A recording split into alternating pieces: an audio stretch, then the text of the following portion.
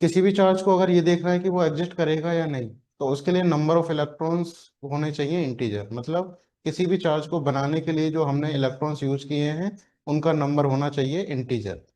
अगर number electron का integer आ रहा है तब तो पॉसिबल होगा, अदरवाइज नहीं करेगा। तो हमें ये चेक करना है कि 2.1 कूलम चार्ज बनाने के लिए कितने इलेक्ट्रॉन्स हमने यूज किए हैं।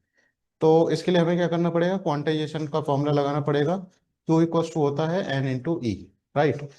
एन यहाँ पे नंबर ऑफ इलेक्ट्रॉन्स है, ई एक इलेक्ट्रॉन का चार्ज है, क्यू टोटल चार्ज है 2.1 कूलम।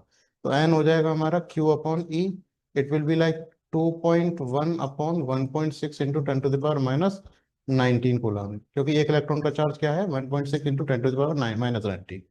देखो इसको सॉल्व करने के लिए हमें क्या करना पड़ेगा, 10 की पावर माइनस 19 है तो सबसे पहले इसको न्यूमरेटर में पहुंचा देते हैं।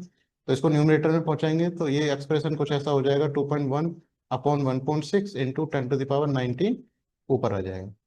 तो अगर आप इसको डिवाइड करोगे 2.1 अपॉन 1.6, तो ये आ जाएगा 1.3125।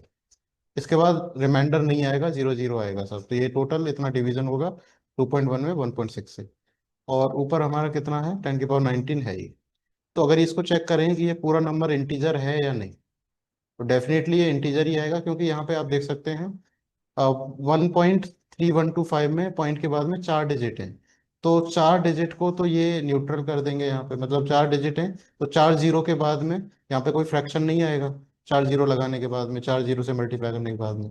तो ये एक्सप्रेशन हमारा कहीं ना कहीं इंटीजर ही आएगा, ठीक है। तो ये नंबर अगर इंटीजर है तो इसका मतलब 2.1 कूलम चार्ज चार्ज होगा, वो एग्जिस्ट करेगा, है ना। अगर ये इंटीजर नहीं आता, फ्रैक्शन में इसका रिमाइंडर आता जाता, ये वाली जो वैल्यू है, तब हम कह सकते थे कि ये चार्ज एग्जिस्ट नहीं करेगा। लेकिन इस केस में ये एग्जिस्ट कर रहा है, ओके।